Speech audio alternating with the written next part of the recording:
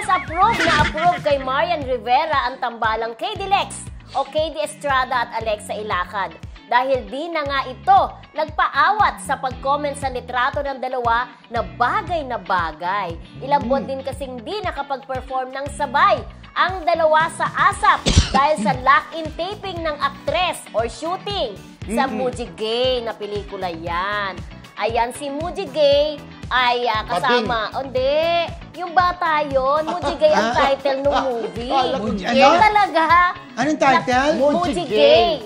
Na ang bida dyan ay si Alexa Ilacad. Ayan, sabi niya, I miss singing on the official stage with KD Estrada. Siyempre, si Marian naman ang idol. Super idol ni Alexa Ilacad at ang sinasabing kahawig niya ay si Marian Rivera. May times na nag-meet na sila before. Nag-meet na, di ba? Yung nagkita parang nahihiya pa nga po si Alexa na lumapit kay Marian kasi idol niya, di ba? Yes. At even si KD Lex, ay si KD, na-meet niya na rin si Marian, di ba? Pero yun nga, ang ginawa kasi nito, si Alexa, nung kumanta ulit sila sa ASAP, pinost yung picture nila together ni KD. Ang nakita yun ni Marian, ay, bagay na bagay. Ayun, which is, totoo naman talaga. Oo. Cute. At syempre, siguradong kinilig si Alexa. Yes, kasi ang idol mo, di ba?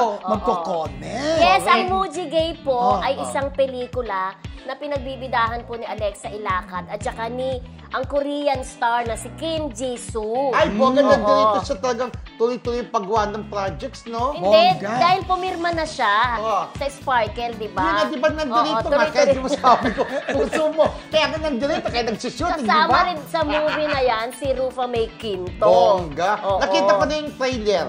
Ang cute, di ba? Correct. Tama nga ba sabay, nandun si Rufa, sa TikTok ko yata nakita. Oo. Yes, kaya naman maraming excited dahil malapit nang i-showing yung pelikula na yan. Muji Gay, di ba? Muji Gay. Sana, maganda naman ang resulta nito sa takilya, di ba? Pero ako mas gusto ko sana yung Muji Gay na yan, kasama dapat si KD Lex.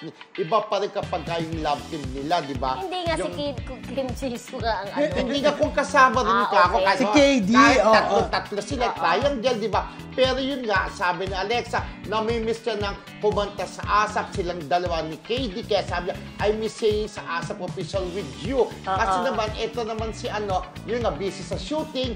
Kaya ang ASAP din naman, nagpunta rin sa abroad, di ba? Kaya hindi sila nakakapag-guest ni KD. Pero kasi ang Muji Gay, hindi talaga siya love story ng ni Kim Jisoo tsaka ni Alexa. Iikot ang kwento dun sa bata na ang pangalan si Muji Gay. Si Muji Gay.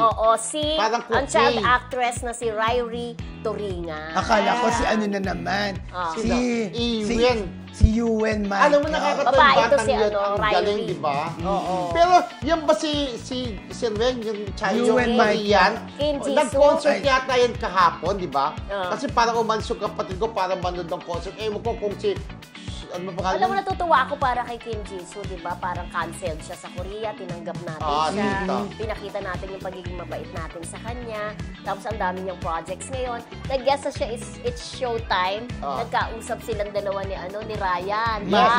Nag-Koreano sila, nakakatuwa, di ba? Yes. At talaga naman nagti-TikTok sila ni Alexa na kung ano-anong pinapagawa ni Alexa sa kanya na ang cute-cute.